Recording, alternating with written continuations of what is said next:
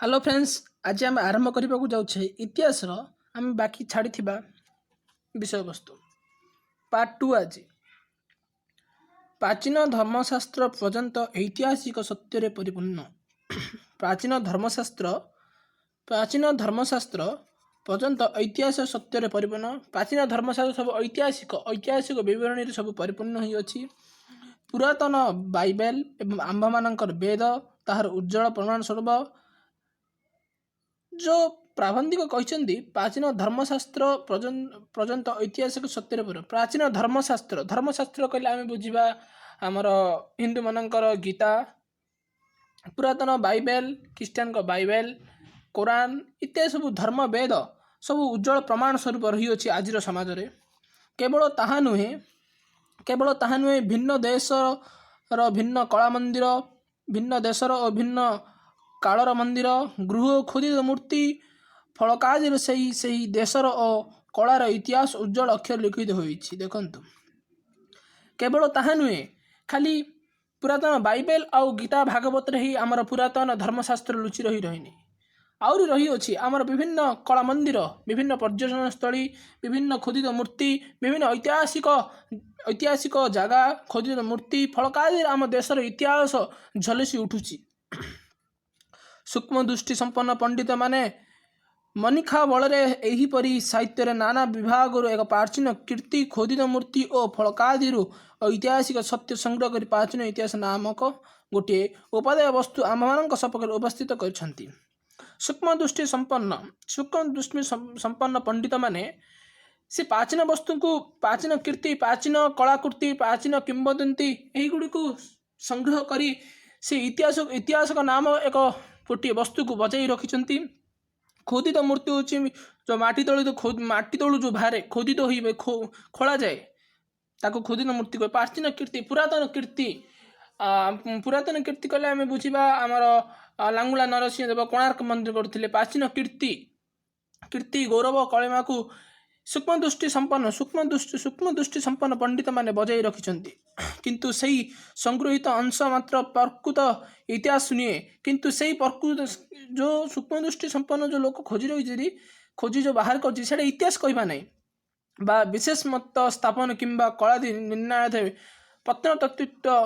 प्रत्नतत्वविद पंडित मान मध्य से तमूल संग्राम समय उपस्थित हुए एवं ताहार फलस्वरूप जे प्रकांड पुस्तक मान रचित हुए से समस्त मध्य प्रकृत इतिहास नुहे।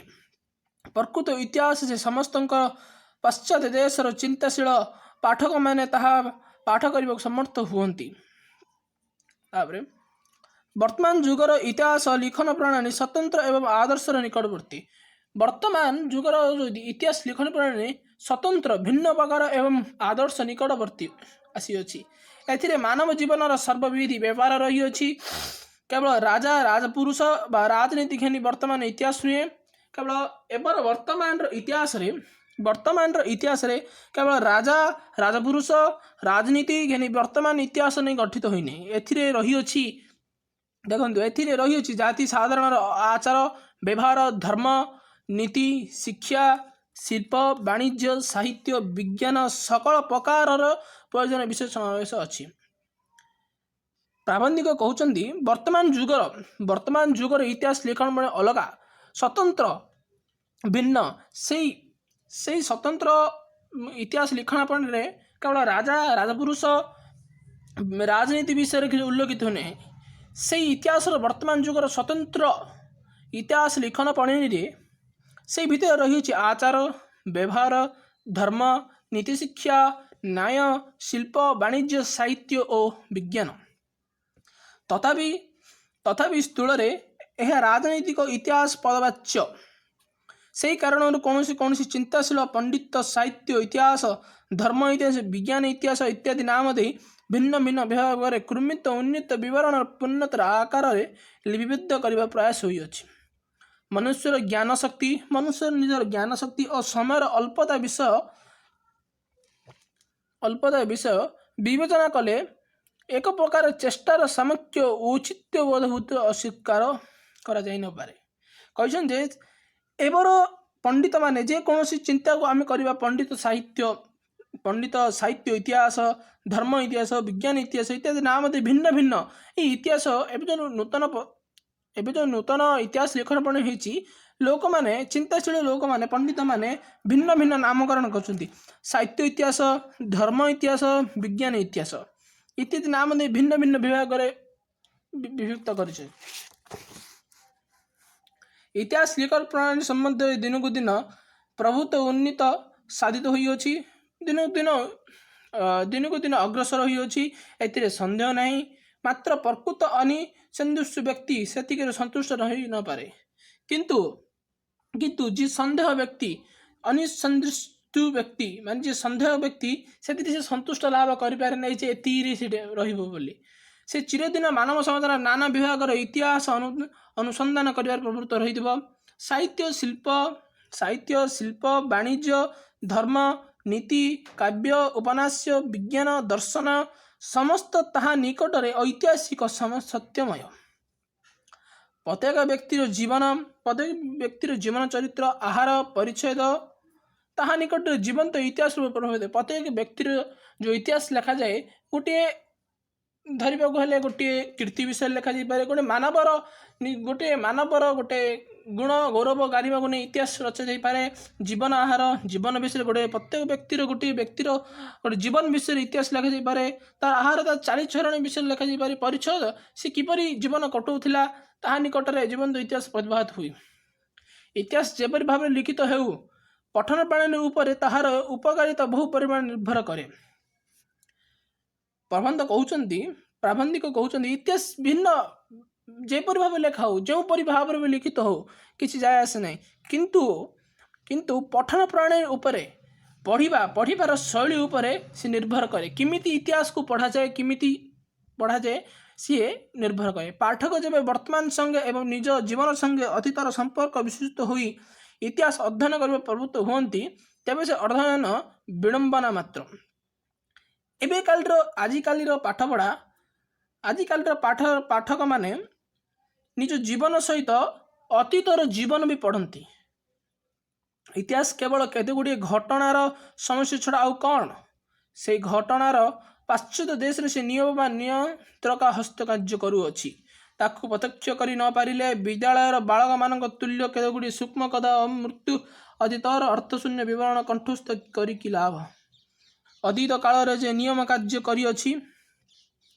एही मुहूर्त आम्भ मानक चतुर्दिक आम्भ मानक जीवन रे से नियम से भाव कार्य करुअछि मनुष्य मानक मध्य प्रकृतिगत सदस्य विद्यमान एकतार मतभेद हो पारे ना वश्यमर मात्र जे अधिक हो पछके मूल मानव प्रकृति एका मानव प्रकृति कहीं समग्र ब्रह्मांड अंतर्मत प्रदेश एपरी एक साधारण भूमि अच्छी जोठारे कौन प्रकार भेदभाव वैष्णव परिदुष्ट हुए नहीं से भूमि उपर दंडामान हो पारे मनुष्य आपणा भितर समस्त ब्रह्मांड प्रत्यक्ष कर समर्थ एवं सर्वमंगलमय हुए प्राबंधिक कहते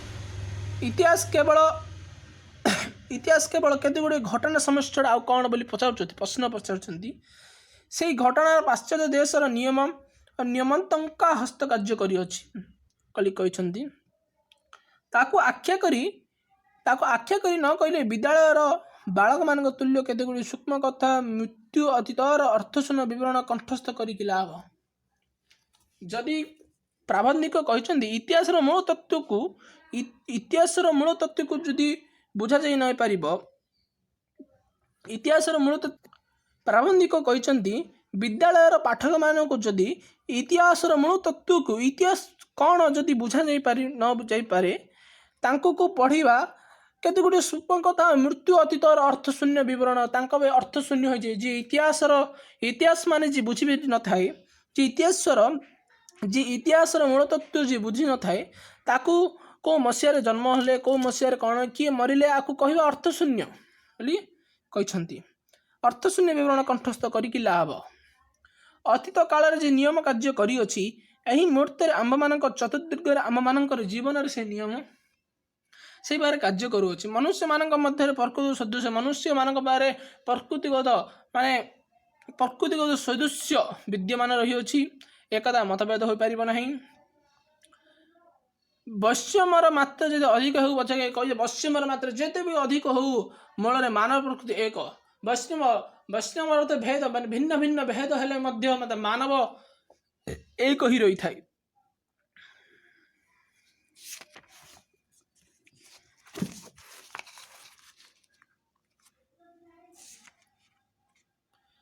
ବିଧାତାଙ୍କ ପ୍ରତ୍ୟକ୍ଷ ହସ୍ତ ଦର୍ଶନ କରି ସ୍ତମ୍ଭିତ ଓ ମୋହିତ, ସୁତରାଂ ସେଠାରେ ଦେଶ କାଳର ଦ୍ରୁତ ବିନଷ୍ଟ ହୋଇଯାଏ। ଇତିହାସ ପାଠ କରିବା ବେଳେ ଅନେକ ସମୟରେ ଆମ୍ଭେମାନେ ଅଲିଖିତ ଭାବରେ ସେହି ସାଧାରଣ ଭୂମିରେ ଉପସ୍ଥିତ ହେଉ। ଆମେମାନେ ଇତିହାସ ପାଠ କରିବା ବେଳେ ଇତିହାସ ପଢ଼ିବା ସମୟରେ ଆମେ ଅନେକ ମନରେ ବହୁତ ପ୍ରଶ୍ନ ଆସିଥାଏ, ଆମେ ସେଇଠି ରହିଯାଉ।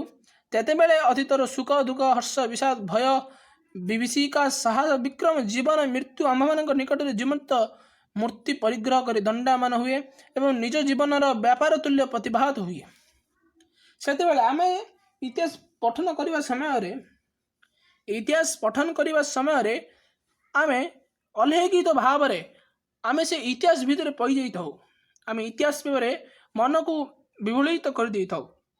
ସେତେବେଳେ ଆମ ମନକୁ ଆସେ ଅତୀତର ସୁଖ ଦୁଃଖ ହର୍ଷ ବିଷାଦ ଭୟ ବିଭୀଷିକା ସାହସ ବିକ୍ରମ ଜୀବନ ଓ ମୃତ୍ୟୁ ଆମ୍ଭମାନଙ୍କ ନିକଟରେ ଜୀବନ୍ତ ମୂର୍ତ୍ତି ପରିଗ୍ରହ କରି ଦଣ୍ଡାୟମାନ ହୁଏ ଏବଂ ନିଜ ଜୀବନର ବ୍ୟାପାର ତୁଲ୍ୟ ପ୍ରତିଭାତ ହୁଏ। ଏହି ଅବସ୍ଥାରେ ଅତୀତ ପ୍ରତି ହୃଦୟର ସହାନୁଭୂତି ସଜାଗ୍ରତ ହୋଇ ଉଠେ।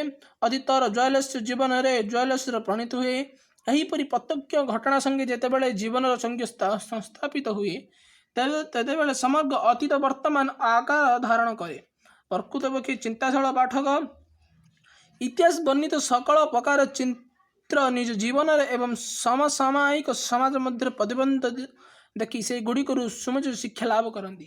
ଆମେ ଇତିହାସ ପଠନ କରିବା ଦ୍ୱାରା ଆମେ ଇତିହାସରୁ ବହୁ କୌଣସି ଜିନିଷ ଶିଖିପାରୁଥାଉ, ବହୁତ ଉପକାର ହୋଇଥାଏ। ଇତିହାସ ପଢ଼ିବା ଦ୍ୱାରା ଆମ୍ଭେମାନେ ଚିରକାଳ ଶୁଣି ଆସିଛୁ, ଉପଦେଶ ଅପେକ୍ଷା ଦୃଷ୍ଟାନ୍ତ ଶିକ୍ଷା ପକ୍ଷରେ ଅଧିକତର ଉପଯୋଗୀ। ଆମେ ପିଲାବେଳୁ ଜାଣିଛୁ, ଶୁଣିବା ଅପେକ୍ଷା ଉପଦେଶ ଅପେକ୍ଷା କହିବା ଅପେକ୍ଷା ଦୃଷ୍ଟାନ୍ତ ଶିକ୍ଷା ମାନେ ଆଖି ଆଗରେ କହିବା ଅପେକ୍ଷା ଗୋଟେ ଆମେ ସାଧାରଣତଃ ପିଲାମାନଙ୍କୁ ଯେଉଁ ଶିକ୍ଷକ ପଢ଼ନ୍ତି କହିବା ଅପେକ୍ଷା ବ୍ଲାକବୋର୍ଡ଼ରେ କରିଲେ ପିଲାମାନେ ବହୁତ ବୁଝନ୍ତି। ସେହିପରି ଭାବେ ଉପଦେଶ ଅପେକ୍ଷା ପିଲାଙ୍କୁ କହିବା ଅପେକ୍ଷା ତାଙ୍କୁ ଦୃଷ୍ଟାନ୍ତ ଶିକ୍ଷା ପକ୍ଷରେ ଅଧିକ ଉପଯୋଗ ବୋଲି କହିଛନ୍ତି। ଇତିହାସ ଦୃଷ୍ଟାନ୍ତର ଆକାର, ସୁତରାଂ ତାହା ଶିକ୍ଷା ପକ୍ଷରେ କିପରି ଉପଯୋଗ୍ୟ ବୁଦ୍ଧିମାନ ବ୍ୟକ୍ତି ମାତ୍ରାକେ ଅନୁଭବ କରିପାରେ। ଉପରେ ଉକ୍ତ ହୋଇଅଛି ପ୍ରାକୃତିକ ନିୟମର କାର୍ଯ୍ୟପ୍ରଣାଳୀ ସର୍ବଦା ଏବଂ ସର୍ବ କାଳରେ ଏକ। ଯେ ପ୍ରକାର କାର୍ଯ୍ୟରୁ ଏକ ବ୍ୟକ୍ତି ବା ଜାତିର ଅଧପତନ ହେଲେ ସକଳ ବ୍ୟକ୍ତି ବା ଜାତିର ତଦ୍ଦ୍ୱାରା ନିଶ୍ଚୟ ଅଧପତନ ହେବ। ସେ କହିଲେ ଯେ ପ୍ରକାର କାର୍ଯ୍ୟରୁ ଏକ ବ୍ୟକ୍ତିର ଜାତି ଉଚ୍ଚରୁ ନିମ୍ନକୁ ପଳି ଆସେ ତାର ଅଧପତନ ହୋଇଥାଏ। ଉନ୍ନତିରେ ଯେ କର୍ମ ଏକ ବ୍ୟକ୍ତି ବା ଜାତିର ଜୀବନରେ ପରିଲକ୍ଷିତ ହୁଏ ସକଳ ବ୍ୟକ୍ତି ଓ ଜାତି ପକ୍ଷରେ ସେହି କ୍ରମ ବିପରୀତ ପଥରେ ଗମନ କରି କେହି କଦାପି ଉନ୍ନତିର ସୋପାନରେ ଆରୋହଣ କରିନପାରେ। ଅମୁକ ବ୍ୟକ୍ତି ଅହଙ୍କାରୀ ଥିଲା ତେଣୁ ତାହାର ପତନ ହେଲା। ଗୋଟିଏ ବ୍ୟକ୍ତି ଅହଙ୍କାରୀ, ଯିଏ ଅହଙ୍କାର କରେ ତାର ପତନ ହୁଏ। କିନ୍ତୁ ମୁଁ ଚିରକାଳ ଅହଙ୍କାରରେ ବକ୍ଷସ୍ଥିତ କରି ବୁଲିବି ଅଥଚ ମୋର ପତନ ନାହିଁ, ଏହା କଦାପି ହୋଇନପାରେ। ଇଏ ଅସମ୍ଭବ। ଗୋଟିଏ ଲୋକ କହିବ ମୁଁ ଅହଙ୍କାରରେ ବୁଲିବି, ମୋର କେବେ ବି ପତନ ହୋଇପାରେ, ଏ ଅସମ୍ଭବ। ଅହଙ୍କାରର ମସ୍ତକରେ ପତନ, ଏହି କଥାଟି ସର୍ବତ୍ର ଉଜାଳାକ୍ଷରେ ଲିଖିତ ହୋଇଅଛି। ପାର୍ବତୀ କହିଛନ୍ତି ଯେ ଅହଙ୍କାର କରେ ତା ମସ୍ତକରେ ଲେଖା ହୋଇଯାଇଥାଏ ତମର ପତନ ହେବ ବୋଲି। ଏ ସର୍ବତ୍ର ଉଜ୍ଜଳ ଅକ୍ଷରେ ଲିଖିତ ହୋଇଥାଏ। ଅମୁକ ବ୍ୟକ୍ତି ସମସ୍ତଙ୍କ ଠାରେ ବିଶ୍ୱାସ ସ୍ଥାପନ କରି ସମସ୍ତଙ୍କର ବିଶ୍ୱାସ ଭାଜନ ହେଲା, କିନ୍ତୁ ମୁଁ ସମସ୍ତ ଜଗତକୁ ଅବିଶ୍ୱାସ କରି ସମସ୍ତଙ୍କ ନିକଟରେ ଆତ୍ମଗୋପନ କରି ସେହି ବ୍ୟକ୍ତି ପରି ସମସ୍ତଙ୍କର ବିଶ୍ୱାସ ପାତ୍ର ହେବି।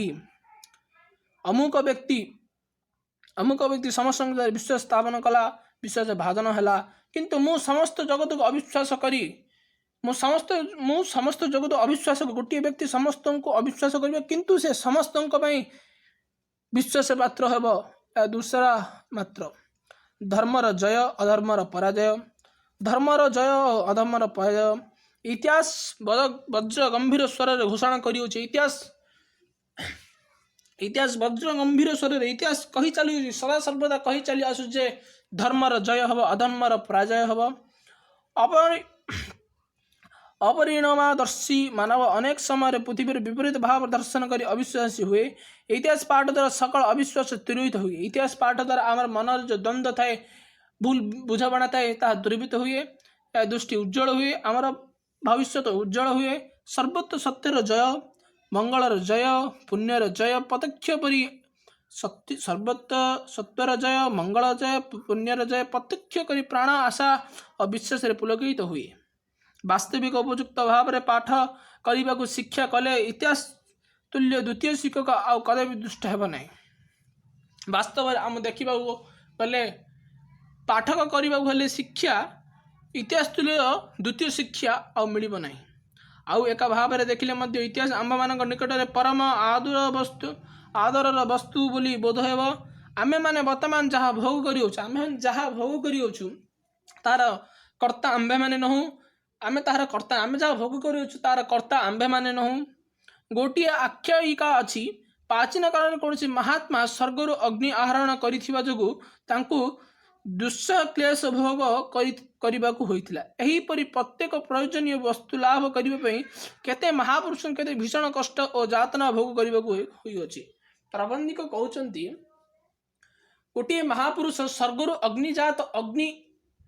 ଅଗ୍ନି ଆଣିବା ପାଇଁ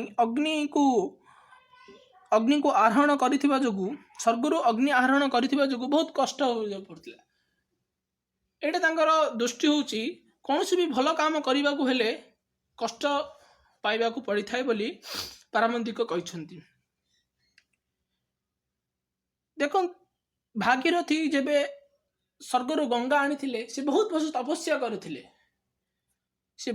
ତପସ୍ୟା କରିଥିଲେ। ଗଙ୍ଗା ମାତାଙ୍କୁ ସେ ପରବର୍ତ୍ତୀ ସମୟରେ ପାଇଥିଲେ, ବହୁତ କଷ୍ଟ କରିଥିଲେ। ସେହିପରି ଭାବେ ବି ଗୋଟିଏ ଭଲ କାମ କରିବାକୁ ହେଲେ ବହୁତ କଷ୍ଟ କରିବାକୁ ପଡ଼ିଥାଏ। ତାହା କଳ୍ପନା କଲେ କାହାର ହୃଦୟ ସ୍ତମ୍ଭିତ ନ ହେବ। ସେ କଷ୍ଟ, ସେ ଭୀଷଣ କଷ୍ଟ, ସେ ବହୁତ କଷ୍ଟ ଅନୁଭବ କଲେ ତାର ଜଣେ ମଣିଷର ଲୋମ ଟାଙ୍କୁରିତ ହେବ, ତାର ହୃଦୟ ସ୍ତମ୍ଭିତ ହେବ। ଆମ୍ଭେମାନେ ଯେ ନିତ୍ୟ ଅଗଣ୍ୟ ସୁଖ ସେବା ବସ୍ତୁ ସମ୍ଭବ କରି ପ୍ରାଣମାନ ପରିତୃପ୍ତ କରିଅଛୁ, ସେ ସମସ୍ତ ପଦାର୍ଥର ମୂଳ କେଉଁଠାରେ ତାହା କି ଥରେ ଭାବିଥାଉ। ପ୍ରାଥମିକ ମନୁଷ୍ୟାରଣ୍ୟ ଶୀତ ଗ୍ରୀଷ୍ମ ବର୍ଷର ଅସହ୍ୟ କ୍ଲେଶ ସହ କରି ଅବକ୍ଷ ମାଂସ ଫଳମୂଳ ଆହାର କରି କାଳ ଅତିବାହିତ କରୁଥିଲା। ଆଗର ଲୋକ ଶୀତ ବର୍ଷା ଖରା ସବୁ ଋତୁକୁ ସହ୍ୟ କରି ନିଜର ରକ୍ତ ମାଂସକୁ ନିଜର କ୍ଲେଶ ସହ୍ୟ କରି ଅପକ୍ଷ ମାଂସ ମାନେ କଞ୍ଚା ମାଂସ ଯିଏ ଅପକ୍ଷ ମାଂସରେ ଭୋଜନ ନ ହୋଇଥିବା ମାଂସ, କଞ୍ଚା ମାଂସ ଖାଉଥିଲା। ଫଳମୂଳ କଞ୍ଚା ମାଂସ ଖାଉଥିଲା, ଫଳମୂଳ ଆହାର କରି ଜୀବନ ବତାଉଥିଲା। ଆଜି ଆମ୍ଭେମାନେ ଚବ୍ୟ ଚୋଷ୍ୟ ଲେହ ପ୍ରେୟ ଚତୁର୍ବିଧ ରସରେ ରସନା ତୃପ୍ତ କରିଅଛୁ। କିନ୍ତୁ ଆଜି ଆମ୍ଭେମାନେ ସବୁ ପ୍ରକାର ସୁବିଧା ପାଇଅଛୁ। ଚବ୍ୟ ଚୋଷ୍ୟ ଲେହ ପେୟର ଅର୍ଥ ହେଉଛି ପିଇବା, ଲେହ ମାନେ ଚୋଷ୍ୟ ମାନେ ଶୋଷୁରିବା, ଚବ୍ୟ ମାନେ ଚୋବେଇବା, ଲେହର ଅର୍ଥ ହେଉଛି ଆମେ ଖାଇବା। ସୁନ୍ଦର ସୁସଜ୍ଜିତ ବାସଗୃହ ନିର୍ମାଣ କରି ପରମାନନ୍ଦରେ ନିରାପଦରେ ବାସ କରିଅଛୁ। ନାନା ଯନ୍ତ୍ରର ସାହାଯ୍ୟରେ ଆଦି ସହଜରେ ବିବିଧ ପ୍ରୟୋଜନ ପାଇଅଛୁ। କହିଛନ୍ତି ନାନା ଯନ୍ତ୍ରର ସାହାଯ୍ୟରେ ଆମେ ଆଜି ସବୁ ସୁବିଧା ପାଇଅଛୁ ବୋଲି କହିଛନ୍ତି। ସାଧନ କରୁଛୁ ଏହାର ମୂଳ କେଉଁଠାରେ? ଏକ ଆଡ଼େ ଘୋର ସ୍ତାମଚ୍ଛନ ସାହିତ୍ୟ ବିବର୍ଜିତ ଶୂନ୍ୟ ପଶୁଭାବ, ଅନ୍ୟ ଆଡ଼େ ବର୍ତ୍ତମାନ ସମୟରେ କାବ୍ୟ ନାଟକ ଇତିହାସ ବିଜ୍ଞାନ ଦର୍ଶନ ଧର୍ମଶାସ୍ତ୍ର ରହିଅଛି। ଏକ ଆଡ଼େ ଆଦିମ ମନୁଷ୍ୟର କାଳ୍ପନିକ ଭୂତ ପ୍ରେତ ପୂଜା, ଅପର ଆଡ଼େ ସଚ୍ଚିଦାନନ୍ଦ ବିଗ୍ରହ ଅନନ୍ତ ବ୍ରହ୍ମାଣ୍ଡ ପତିକ ଉପାସନା। ଭାବି ଦେଖ, ଆଦିମ ମନୁଷ୍ୟ ଆଗେ କଳ୍ପନିତ ଭୂତ ପ୍ରେତ ପୂଜା ଆଦିକୁ ବିଶ୍ୱାସ କରୁଥିଲେ।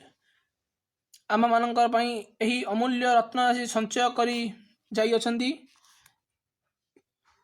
ଇତିହାସରେ ଯଦି କିଛି ମାତ୍ର ଶିକ୍ଷାର ବିଷୟ ନଥାଏ, ତଥାପି ଯେଉଁ ଅତୀତ ଆମ୍ଭମାନଙ୍କୁ ଏତେ ରତ୍ନ ପ୍ରଦାନ କରିଅଛି, ଯେଉଁ महिमान्वित पुरुष मैंने आम मान देहपात कर सम्बन्ध केवल किंचित ज्ञान लाभ करना नहीं आम मान सुख लाभ यथेष्ट कारण। जो पूर्वपुरुष मैंने जो पूर्व महापुरुष मैंने जो जो बलिदान देइछन्ति ताहा आम पे गौरवमय आमे तांको विषय अध्ययन करूछु बोली गोटे कथा जे ए समस्त चिंता कले किए ए संसार रे एक मुहूर्त आमदर आलस्य कटई पारे। अतीतर संतान भविष्य पिता रूप दंडमान अतीतर संतान अतीतर संतान भविष्यतर पिता रूप दंडमान आजिर शिशु कालीर नागरिक बोली रही अछि। पुत्र पाई केवल पुत्रिक संपत्ति रखिजिबा पितार कर्तव्य नुहे।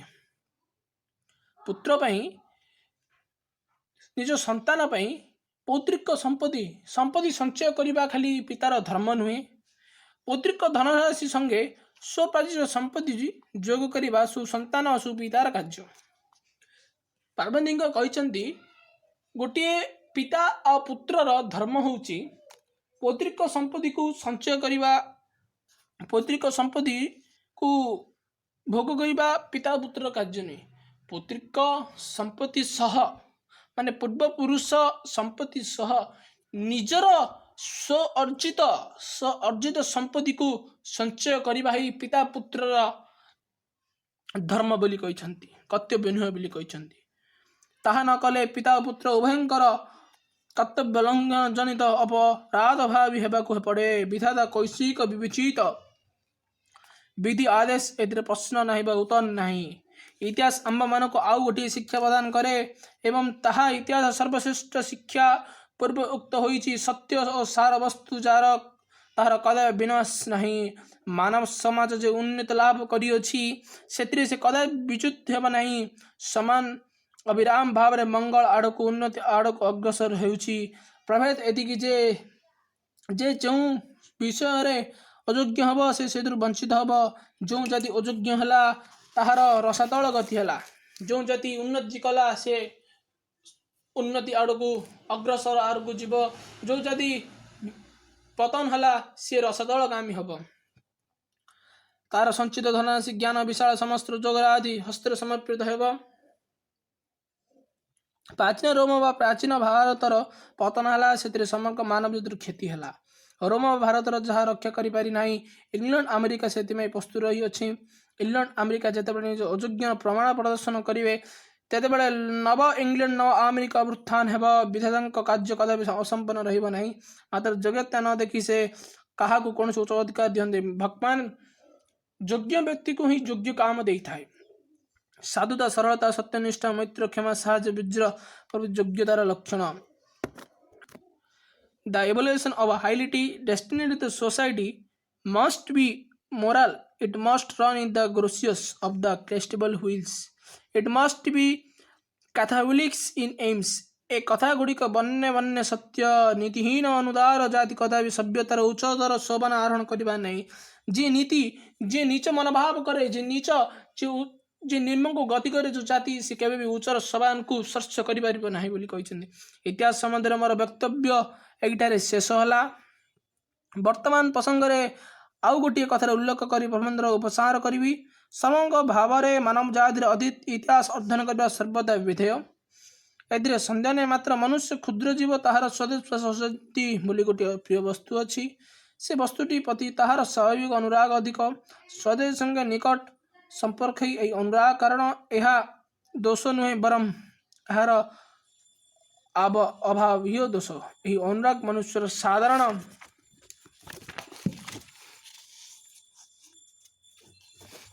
मानव जाति प्रति अनुराग शिक्षा एवं एहारी गुण सद मानव आम मान निकट में देवतार भी पूजित होती। प्राबंधिक कहते इतिहास पठन करने द्वारा आमर नैतिक ज्ञान उन्नति होगा सहित आमे भविष्य पुरातन जो घटी विषय वस्तु आम जानीपु हृदयगम करूँ। जहाद्वारा आमे जानीपु जे आघर महापुरुष मैंने केते बलिदान देते केते उत्सर्ग करते निज मातृभूमि पर। यही इतिहास मूलदुआ। इतिहास समस्ते बढ़िया दरकार। इतिहास किपरि भाबरे लिखित ताहा आवश्यक नुहे। इतिहास को पढ़िबा शैली उपर निर्भर करे। इतिहास जी मूलदुआ बुझी नहीं सी जानी पारिबन, सी पढ़िले भी जानी पारिबो जे केते मसिया मृत्युवरण कले, केते मसिया ताकू किछि सूक्ष्म दृष्टि ताकू तुच्छ बोली जଣା पड़े। जे इतिहास रो मूलदुआ सी जानिछि, सी इतिहास रो मजा सी जानी पारिछि, स्पर्श करि पारिछि। ये रहिला इतिहास रो संपूर्ण विषय वस्तु।